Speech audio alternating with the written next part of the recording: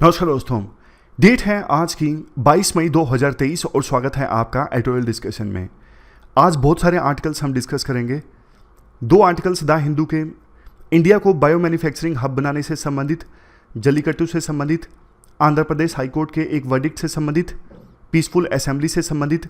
इसके अलावा द हिंदू के जो न्यूज़ हम डिस्कस करते हैं वो भी डिस्कस करेंगे। आज देखो एक काफ़ी खुशी की बात है अपनी कम्युनिटी के लिए, काफ़ी गर्व की बात है। देखो इतने साल हो गए न्यूज़पेपर डिस्कस करते करते, 2016 में ये सफ़र स्टार्ट हुआ था। आज अपना खुद का एक आर्टिकल पब्लिश हुआ है द हिंदू में। ये जो एजुकेशन प्लस वाला सेक्शंस है ना, यहाँ पर अपना एक आर्टिकल पब्लिश हुआ है स्ट्रेटजी से संबंधित, बी प्रिपेयर्ड। हालांकि काफ़ी दिनों पहले ये लिख के दिया था द हिंदू को, दो अलग अलग स्ट्रेटजीज उनको बना के दी थी, एक 2024 के लिए, एक 2023 के लिए। इन्होंने दोनों मिक्स कर दी, तो आज ये पब्लिश हुआ एजुकेशन प्लस वाले सेक्शन में। आपको भी प्राउड महसूस हुआ होगा काफ़ी ज़्यादा ये सुनकर। खैर, हम डिस्कस कर लेते हैं। डिस्कशन स्टार्ट करने से पहले एक और चीज़, ये क्वेश्चन आज आपको अटेम्प्ट करना है। Discuss the key areas of dispute. जो इंपॉर्टेंट एरियाज हैं डिस्प्यूट के दिल्ली गवर्नमेंट और यूनियन गवर्नमेंट के बीच में, वो क्या हैं। आप संविधान के प्रोविजंस को हाईलाइट कीजिए, एडमिनिस्ट्रेशन के चैलेंजेस जो इन्वॉल्व हैं उनको हाईलाइट कीजिए, और क्या मेजर्स लिए जा सकते हैं दोनों सरकारों के बीच में डिस्प्यूट को रिजोल्व करने के लिए, वो भी बताइए। ये एक एथिक्स का या फिर जनरल एग्जाम्पल है, आप कहीं पर भी दे सकते हो आंसर राइटिंग में। डॉक्टर दीदीज, ये वो लोग हैं जो झारखंड में गांव में घर घर जाके, जिनके पास पशु हैं ना, उनसे पूछते हैं आपके पास पशु हैं तो उनका चेकअप करते हैं और इंजेक्शंस वगैरह लगाते हैं। इन्हें कहा जाता है डॉक्टर दीदीज। ये काफ़ी ज़्यादा फेमस हो रहा है प्रोग्राम, कैसे मतलब दूर दराज के एरिया में भी घर घर जाके फार्मर्स की हेल्प की जा सकती है। फार्मर से रिलेटेड कुछ लिखना हो तो ये डॉक्टर दीदीज वाला एग्जाम्पल आप दे सकते हो, जहाँ पे लास्ट माइल कनेक्टिविटी के बारे में भी आपको लिखना हो, किस प्रकार से गवर्नेंस का फ़ायदा दूर दराज के लोगों को भी हो सकता है, तब ये एग्जाम्पल भी आप दे सकते हो। अब चलिए डिस्कशन स्टार्ट करते हैं। फर्स्ट इंपोर्टेंट आर्टिकल इंडिया को बायो मैन्युफैक्चरिंग हब बनाने से संबंधित है। आप जीएस पेपर 3 के इस टॉपिक से आर्टिकल को रिलेट कर सकते हो। देखो, मार्च 2021 में ना क्वाड ने एक ग्रुप सेटअप किया था जिसका नाम है critical and emerging technology working group. Critical technology कौन सी होती है? ऐसी टेक्नोलॉजी जो देश की नेशनल सिक्योरिटी के लिए इंपॉर्टेंट होती है, उस टेक्नोलॉजी को कहते हैं critical technology. For example missile related technology है। और इमर्जिंग टेक्नोलॉजी वो होती है जो अभी इमर्ज कर रही है और आने वाले समय में इकोनॉमी में बहुत बड़ा रोल प्ले करेगी, जैसे आर्टिफिशियल इंटेलिजेंस है, इंटरनेट ऑफ द थिंग्स हैं। तो ऐसी टेक्नोलॉजीज से संबंधित एक ग्रुप सेटअप किया गया था क्वाड के द्वारा, critical and emerging technology working group, ताकि क्वाड के जो मेंबर कंट्रीज हैं ऑस्ट्रेलिया, इंडिया, जापान, यूएस, ये देश आपस में कोऑपरेट कर सकें, क्रिटिकल एंड एमर्जिंग टेक्नोलॉजी से संबंधित एक दूसरे से शेयर कर सकें, मिलके काम कर सकें।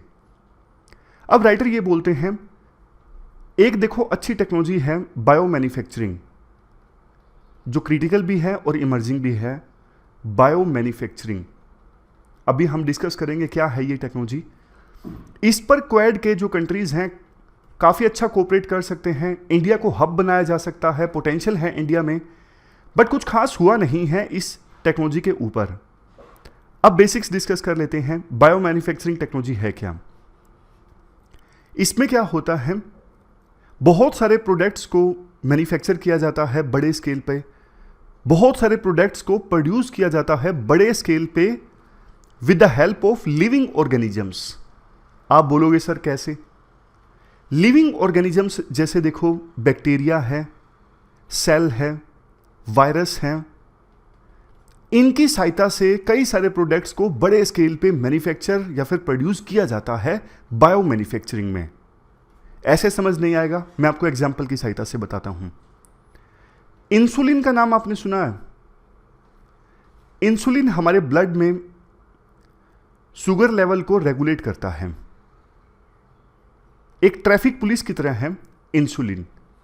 जैसे मान लीजिए ब्लड में शुगर ज़्यादा आ गया तो इंसुलिन आदेश देता है कि ब्लड से शुगर निकाल के उसे एनर्जी के तौर पे इस्तेमाल किया जाए। अगर कम रह गया तो भी आदेश देता है। मतलब इंसुलिन जो है वो रेगुलेट करता है हमारे ब्लड में शुगर को।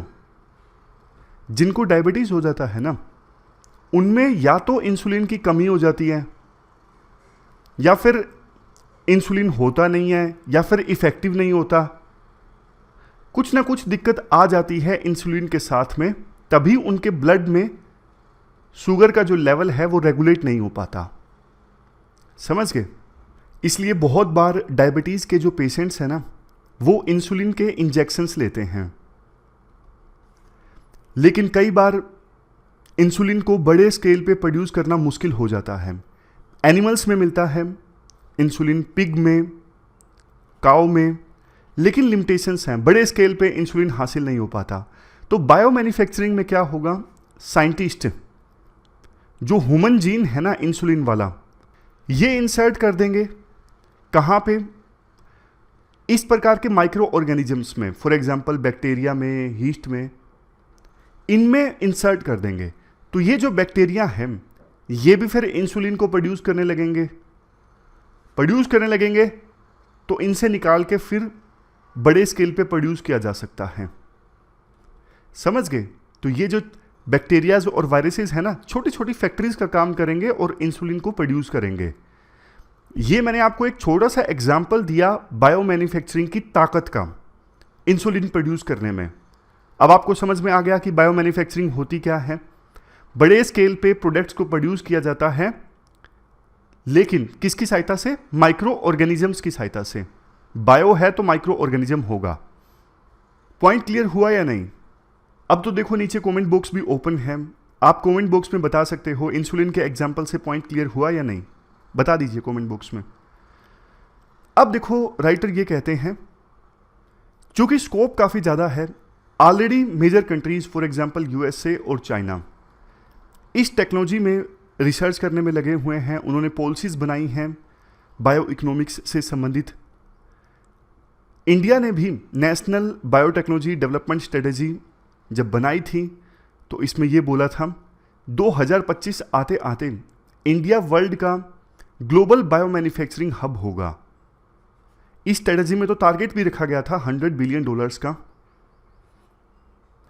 बट देखो राइटर कहते हैं इंडिया अकेले दम पे इस टारगेट को अचीव नहीं कर सकता। इंडिया को बाहर से हेल्प चाहिए, मदद चाहिए। और मदद कौन कर सकता है? मदद कर सकते हैं क्वाड के पार्टनर्स, यानी क्वाड के जो दूसरे मेंबर कंट्रीज हैं। इससे उनको भी फायदा होगा, क्योंकि देखो इंडिया के पास इकोनॉमिक पोटेंशियल है। इंडिया की इकोनॉमी बहुत तेजी से ग्रो कर रही है, और अभी ये देश जो हैं जापान, ऑस्ट्रेलिया, यूएस, कुछ चीज़ों के लिए चाइना के ऊपर डिपेंडेंट है। इन देशों की चाइना के ऊपर डिपेंडेंसी खत्म हो जाएगी अगर इंडिया बायो मैन्युफैक्चरिंग का हब बनता है तो। और क्वाड के देशों में ना आपस में कॉम्प्लीमेंट्रीज भी हैं। कॉम्प्लीमेंट्रीज मतलब अगर ऑस्ट्रेलिया किसी चीज़ में स्ट्रोंग है तो यूएसए किसी दूसरी चीज़ में स्ट्रोंग है। जैसे घर में होता है ना पति पत्नी, पति एक चीज़ में स्ट्रोंग होता है, एक स्किल होती है, पत्नी के पास में दूसरी स्किल होती है, तो दोनों का मिलकर आपस में अच्छे से काम चल जाता है। तो उसी प्रकार से क्वाड में भी ना आपस में कॉम्प्लीमेंट्रीज हैं। यूएसए के पास में फंडिंग कैपेबिलिटी है, बाकी 3 देशों के पास में एडवांस टेक्नोलॉजी है, इनोवेशन इकोसिस्टम है, इंटेलेक्चुअल प्रॉपर्टी राइट्स हैं, और इंडिया के पास में स्किल्ड मैन पावर है। तो बड़े स्केल पे मैन्युफैक्चरिंग इंडिया में हो सकती है। तो इंडिया आइडियल चॉइस है बायो मैन्युफैक्चरिंग हब बनने के लिए। इंडिया में फार्मास्यूटिकल मैन्युफैक्चरिंग की एक्सपर्टीज़ है। फार्मा फैक्ट्री इंडिया को पूरे वर्ल्ड की कहा जाता है, खास करके जेनरिक ड्रग्स के मामले में। इंफ्रास्ट्रक्चर अच्छा है मेडिसिन के मामले में, अवेलेबल वर्कफोर्स है। ऑस्ट्रेलिया स्ट्रेटेजिक पॉलिसी इंस्टीट्यूट ने भी माना इंडिया बायो मैन्युफैक्चरिंग की फील्ड में टॉप परफॉर्मर्स में से एक है। रिसर्च आउटपुट की क्वालिटी के मामले में भी और रिसर्च पब्लिकेशन के मामले में भी। इंडिया के पास में देखो बायो मैन्युफैक्चरिंग के लिए जो रॉ मटेरियल चाहिए वो सस्ता अवेलेबल है। जैसे production of enzyme, Regents, research material, equipments, ये काफ़ी सस्ते इंडिया में अवेलेबल हैं। एक एनालिसिस हाल ही में आया था, इंडिया में जो बायो मैन्युफैक्चरिंग की कॉस्ट है ना 33% कम है एज कंपेरिजन टू यूएसए। लेकिन इसका मतलब ये नहीं कि इंडिया को कुछ और नहीं चाहिए, फिर भी इंडिया को कैपेबिलिटी चाहिए, इंडिया को वर्ल्ड लीडर बनने के लिए कैपेसिटी चाहिए, और इसी मामले में मदद की जा सकती है बाकी देशों के द्वारा। जैसे देखो एपीआई है, एपीआई क्या होता है? कोई ड्रग मैन्युफैक्चर करते हैं ना, उस ड्रग में जो मेन केमिकल या फिर मॉलिक्यूल होता है जिसकी वजह से ड्रग काम करती है, वैसे एक ड्रग में बहुत सारी चीज़ें होती हैं। बाइंडर होता है जो पाउडर को आपस में जोड़ता है, और बहुत सारी चीज़ें होती हैं, लेकिन मेन मॉलिक्यूल जिसकी वजह से दवाई काम करती है उसे कहते हैं एपीआई, यानी एक्टिव फार्मास्यूटिकल इंग्रेडिएंट्स। अब चाइना एपीआईज के मामले में ना बहुत आगे निकल गया है वर्ल्ड से। इंडिया को 90% जो एपीआईज चाहिए ना वो चाइना से इंपोर्ट होती हैं, सिर्फ 10% इंडिया अपने आप से प्रोड्यूस कर पाता है।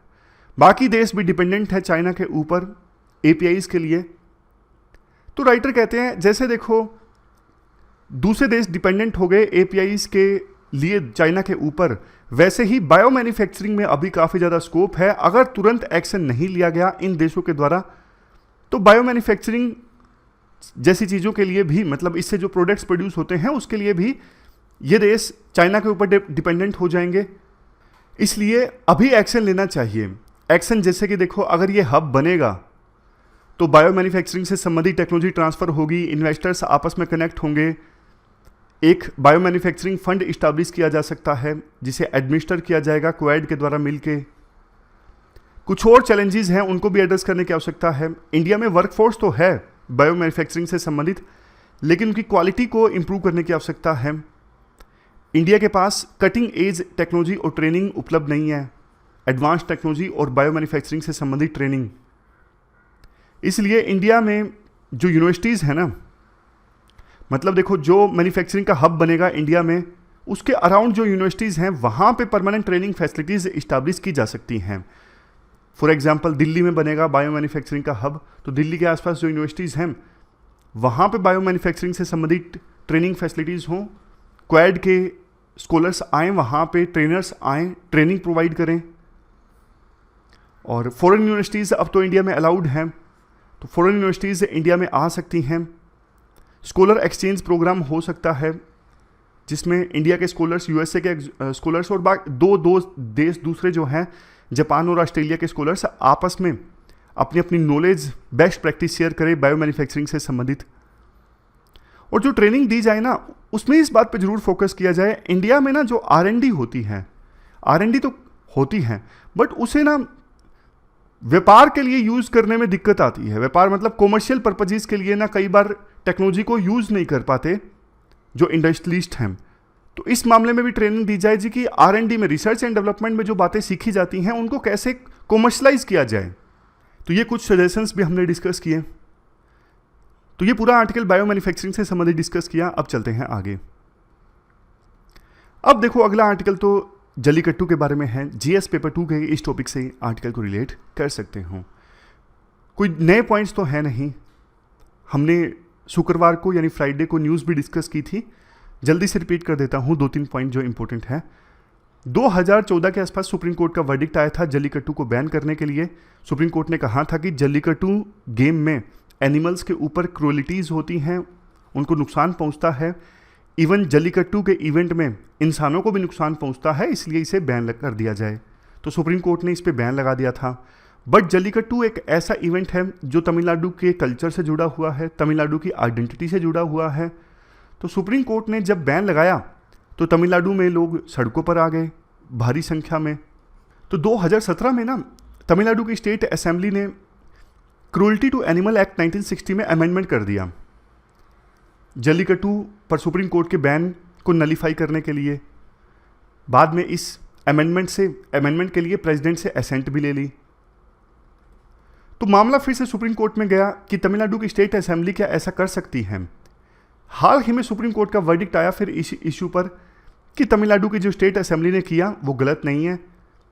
जल्लीकट्टू एक गेम है और सुप्रीम कोर्ट का जजमेंट आया था 2014 में। उसके बाद से अभी तक गेम में काफ़ी सारे बदलाव आ गए हैं।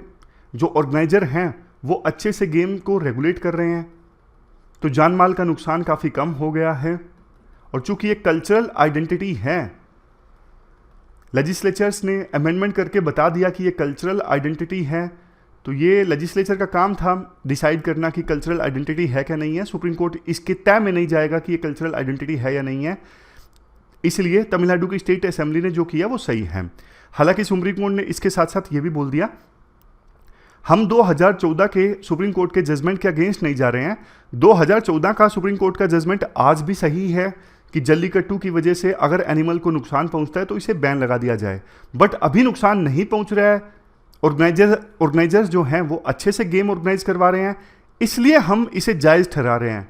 अगर फ्यूचर में ऑर्गेनाइजर ऐसे गेम को कंडक्ट करेंगे कि नुकसान पहुंचेगा तो फिर अलग बात है। मतलब उन्होंने डायरेक्टली ऐसा बोला नहीं, लेकिन उन्होंने ये साबित करने की कोशिश की कि 2014 की सुप्रीम कोर्ट की जजमेंट जो है ना वो अब थोड़ी कम रेलेवेंट है, क्योंकि ऑर्गेनाइजर संभल गए हैं, वो गेम को इस प्रकार से ऑर्गेनाइज कर रहे हैं कि एनिमल्स को नुकसान नहीं पहुंच रहा है।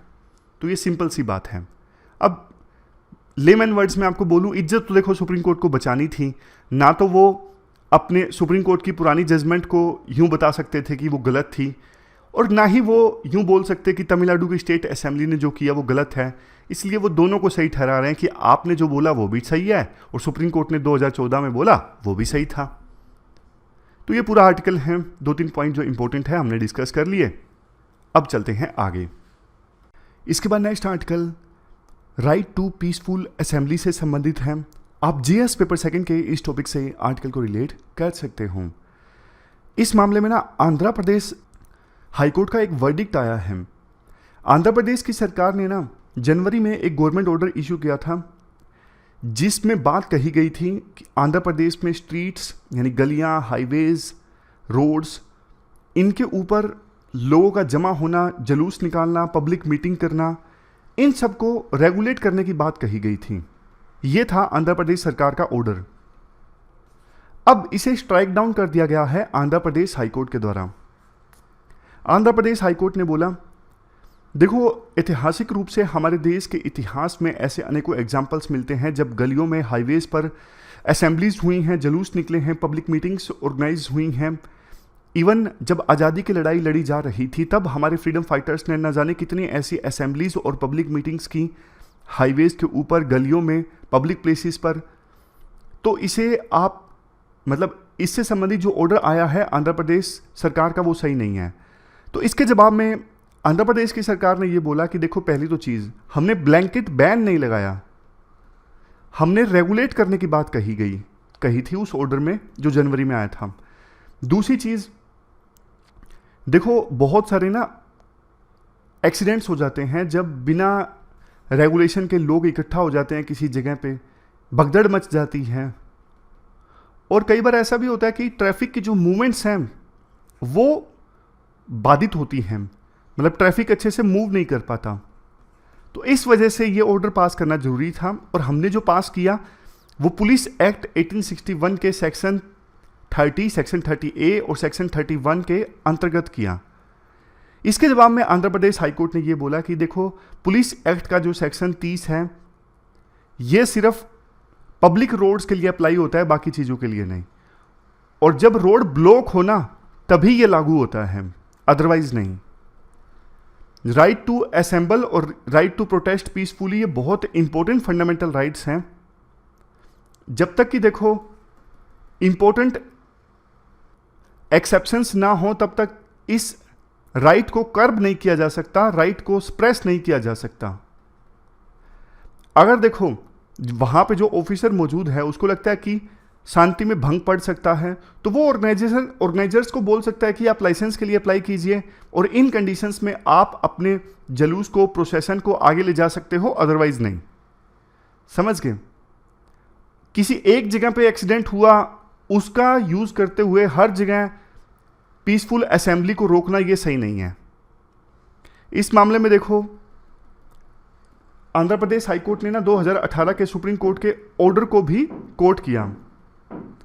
2018 में सुप्रीम कोर्ट में केस गया था मजदूर किसान शक्ति संगठन वर्सेस यूनियन ऑफ इंडिया।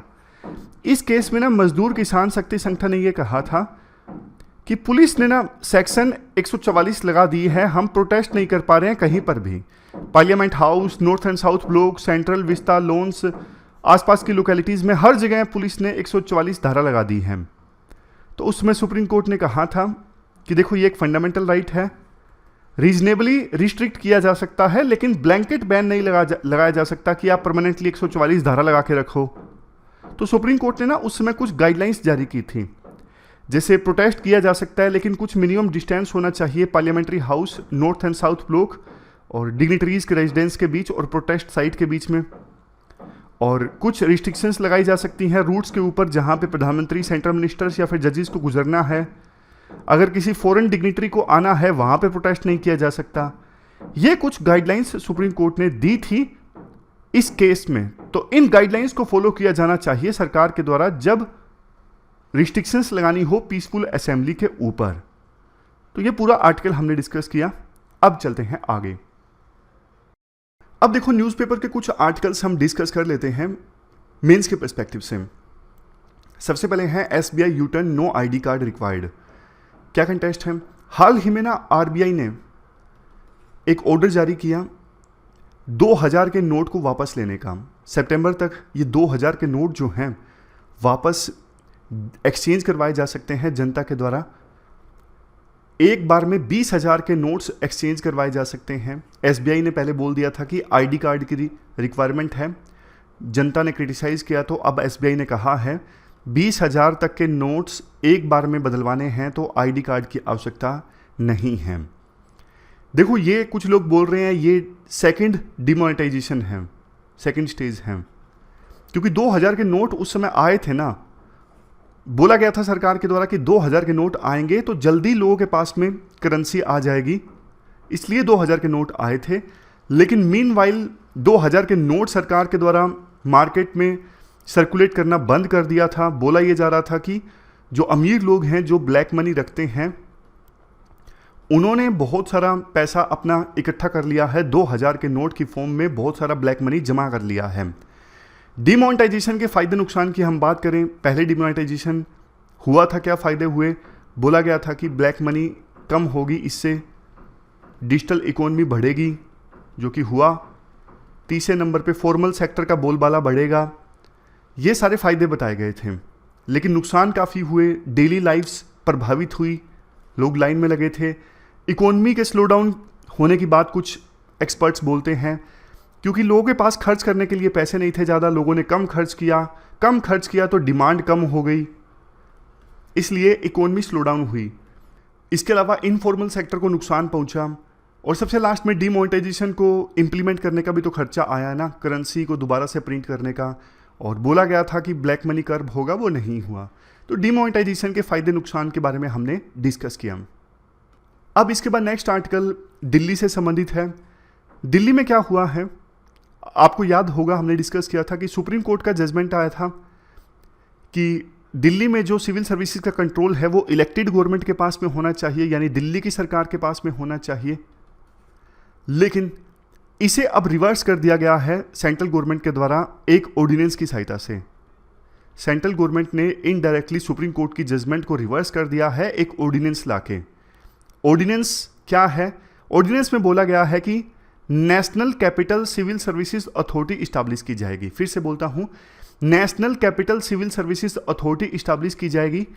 ये जो अथॉरिटी है ना, ये क्या करेगी? ये डिसाइड करेगी कि दिल्ली में कौन से ब्यूरोक्रेट की ट्रांसफ़र कहाँ पे की जाए, डिसिप्लिन संबंधित मामला हो, विजिलेंस संबंधित मामला हो, सब कुछ डिसाइड किया जाएगा। इस कमेटी के द्वारा रिकमेंडेशंस दी जाएंगी एलजी को, एलजी ऑर्डर पास करेंगे। इस कमेटी के जो चेयरमैन हैं वो होंगे दिल्ली के सीएम यानी अरविंद केजरीवाल। 2 और मेंबर कौन होंगे? एक तो चीफ सेक्रेटरी, दूसरा प्रिंसिपल होम सेक्रेटरी। समझ गए? प्रिंसिपल सेक्रेटरी होम डिपार्टमेंट, ये 3 मेंबर होंगे, और 2 मेंबर इकट्ठा होंगे तभी मीटिंग हो सकती है, अदरवाइज मीटिंग नहीं होगी। दिल्ली सरकार का ये कहना है कि चेयरमैन तो देखो दिल्ली के सीएम को बना दिया, लेकिन बाकी दोनों जो मेंबर्स हैं ना, ये तो अपॉइंट किए गए हैं सेंट्रल गवर्नमेंट के द्वारा, तो ये सेंट्रल गवर्नमेंट की ही बात मानेंगे, ये मेरी बात क्यों मानेंगे? क्योंकि सेंट्रल गवर्नमेंट ने इनको अपॉइंट किया है। और 2 मेंबर्स का होना जरूरी है। कल को ये दोनों चीफ सेक्रेटरी और होम सेक्रेटरी ये अलग से बैठ के कोई डिसीजन ले लेते हैं, मैं ना भी आऊं तो भी कोई फर्क नहीं पड़ेगा। तो कुल मिला के ये जो किया है सेंट्रल गवर्नमेंट ने, ये सुप्रीम कोर्ट का कंटेम्प्ट है। हालांकि लॉ एक्सपर्ट्स बोलते हैं कंटेम्प्ट तो नहीं कह सकते, सेंट्रल गवर्नमेंट के पास पावर होती है, वो सुप्रीम कोर्ट की जजमेंट को रिवर्स कर सकते हैं ऑर्डिनेंस या फिर लॉ बना के, लेकिन उन्हें ना साबित करना पड़ता है कि हमने जो ये ऑर्डिनेंस पास किया है ये सुप्रीम कोर्ट के कंसर्न्स को एड्रेस करता है। तो कुल मिलाकर फिर से मामला सुप्रीम कोर्ट के पास जाएगा, फिर से लड़ाई होगी राज्य सरकार और यूनियन कैबिनेट के बीच में। अभी आप सरकार यानी आम आदमी पार्टी की सरकार कोशिश कर रही है कि राज्यसभा में ये बिल पास नहीं होना चाहिए, ऑर्डिनेंस आया है, अभी बिल पास करवाना होगा सेंट्रल गवर्नमेंट को 6 महीने के अंदर अंदर। सभी ऑपोजिशन के लीडर्स को अरविंद केजरीवाल एकजुट करने की कोशिश कर रहे हैं ताकि इस बिल को राज्यसभा में पास होने से रोका जा सके। इसके बाद देखो नेक्स्ट आर्टिकल तेलंगाना में यूनिवर्सिटीज से संबंधित है। आर्टिकल में यह कहा जाता है कि तेलंगाना में देखो यूनिवर्सिटीज की गवर्नेंस है ना बहुत पुअर तरीके से चलाई जा रही है। आर्टिकल तेलंगाना स्पेसिफिक है लेकिन पॉइंट्स जनरल है, जो हम यूनिवर्सिटीज़ के मामले में आए, हायर एजुकेशन के मामले में आए, तब ये पॉइंट्स इस्तेमाल कर सकते हैं। जैसे तेलंगाना में निजामाबाद यूनिवर्सिटी है, वहाँ पे वाइस चांसलर और सरकार के बीच तनातनी चल रही है रजिस्ट्रार की नियुक्ति को लेके। बात सिर्फ एक यूनिवर्सिटी की नहीं है, दूसरी यूनिवर्सिटीज़ जैसे जवाहरलाल नेहरू टेक्नोलॉजिकल यूनिवर्सिटी हैदराबाद है, यहाँ पर भी मतलब ज़्यादातर यूनिवर्सिटीज़ में नियुक्तियों को लेके, अपॉइंटमेंट को लेके, स्टाफ की अपॉइंटमेंट को लेके शिकायतें आ रही हैं कि नेपोटिज्म हुआ है, कहीं पर प्रॉपर प्रोसीजर को फॉलो नहीं किया गया। सरकार ने एक एक्ट बनाया यूनिवर्सिटीज़ में नियुक्तियों को लेके, वो अभी गवर्नर के पास फाइल पेंडिंग है, गवर्नर ने साइन नहीं किए हैं। अब कायदे से देखो यूनिवर्सिटीज़ में डिबेट्स होनी चाहिए अलग अलग आइडियोलॉजीज़ पर, पब्लिक इश्यूज़ पर, लेकिन वो नहीं हो रहा है, पढ़ाई का माहौल ख़राब हो रहा है, सरकार फंड्स नहीं रिलीज़ करती, इस वजह से बहुत सारी वैकेंसीज़ खाली हैं, रिसर्च बहुत पुअर है, रिसर्च की हालत। तो कुल मिला के देखो राइटर ये बोलना चाहते हैं कि यूनिवर्सिटीज़ के प्रशासन में सुधार होना चाहिए, अभी हालत काफ़ी ज़्यादा ख़राब है। इसके बाद नेक्स्ट आर्टिकल मणिपुर से संबंधित है। मणिपुर में देखो आपको पता है वायलेंस हुआ, हमने पूरा इशू डिस्कस किया था। जो वैली में लोग रहते हैं, एक तरफ जो हिल में लोग रहते हैं, दोनों में विवाद हो गया, लड़ाई हो गई। वैली में रहते हैं मैतीज़ और हिल्स में रहते हैं कुकीज़, नागाज़ भी रहते हैं, तो दोनों के बीच में लड़ाई हो गई। मेनली मैतीज़ को एससी स्टेटस मिलने की बात पर लड़ाई हो गई। कोर्ट ने कहा था कि सरकार कंसीडर करे मैतीज़ को एसटी स्टेटस देने के बारे में, जबकि देखो हिल्स में जो लोग रहते हैं स्पेसिफिकली कुकीज़, इनका ये कहना था कि मैतीज़ को एसटी स्टेटस मिल गया तो हमारे राइट्स और ज़्यादा छिन जाएंगे। वायलेंस हुआ, इस इशू पर 70 से ज़्यादा लोगों की जान चली गई। अब देखो कुछ कुकी ग्रुप्स, इवन ऐसे ग्रुप्स जो पहले इंसर्जेंसी स्प्रेड कर रहे थे, जिन्होंने पहले हथियार उठा लिए थे लेकिन 2008 में अपने ऑपरेशंस को रोक दिया क्योंकि यूनियन गवर्नमेंट के साथ में एग्रीमेंट साइन हो गया। अब ऐसे लोग भी बोलने लगे हैं कि कुकीज़ यानी हिल्स में जो ट्राइबल रहते हैं ना, उनमें जो कुकीज़ हैं उनके लिए अलग एडमिनिस्ट्रेशन होना चाहिए। हम यूनियन ऑफ इंडिया के साथ रहना चाहते हैं, इंडिया के साथ रहना चाहते हैं, बट मणिपुर की सरकार के तले नहीं आना चाहते, हमारे लिए अलग प्रशासन होना चाहिए। अगर ऐसा नहीं हुआ तो हमें मजबूर होना पड़ेगा हथियार उठाने के लिए। ये इंसर्जेंट जो ग्रुप्स हैं, इन्होंने दिल्ली में एक ब्यूरोक्रेट के साथ मुलाकात की, ए.के. मिश्रा जो मिनिस्ट्री ऑफ होम के रिप्रेजेंटेटिव हैं।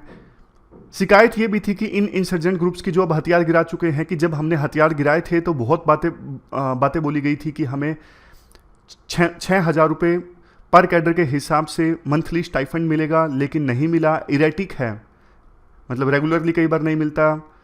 तो इन चीज़ों को एड्रेस करे यूनियन गवर्नमेंट और हमारा अलग प्रशासन होना चाहिए।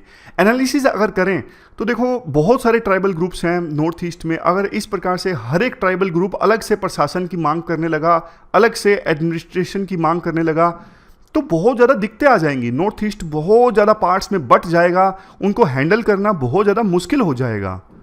तो यूनियन गवर्नमेंट और जो मणिपुर की सरकार है ना, उनको टैक्टफुली इस इशू को टैकल करना चाहिए कि अलग से प्रशासन की मांग ना की जाए कुकी ग्रुप्स के द्वारा। तो फिलहाल इस डिस्कशन में देखो इतना ही है। आज हमने काफ़ी सारे आर्टिकल्स को डिस्कस किया। Thank you very much for discussion.